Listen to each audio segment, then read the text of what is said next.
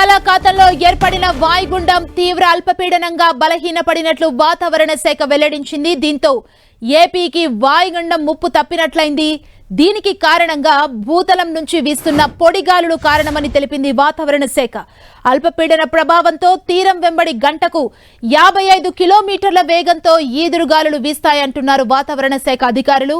రాబోయే 3 రోజుల్లో రాష్ట్రంలో పలు చోట్ల తేలికపాటి నుంచి మోస్తరు వర్షాలు కురుస్తాయని తెలిపారు. సముద్రం అలజడిగా ఉన్న నేపథ్యంలో మత్స్యకారులు వేటకు వెళ్లొద్దని హెచ్చరికలు జారీ చేశారు. వాయుగుండం ప్రభావంతో గత 2 రోజులుగా ఏపీలోని విజయనగరం, శ్రీకాకుళం, విశాఖపట్నం, పార్వతీపురం, మన్యం జిల్లాల్లో భారీ వర్షాలు కురిశాయి. వర్షాల నేపథ్యంలో అధికారులతో సీఎం చంద్రబాబు సమీక్ష చేశారు.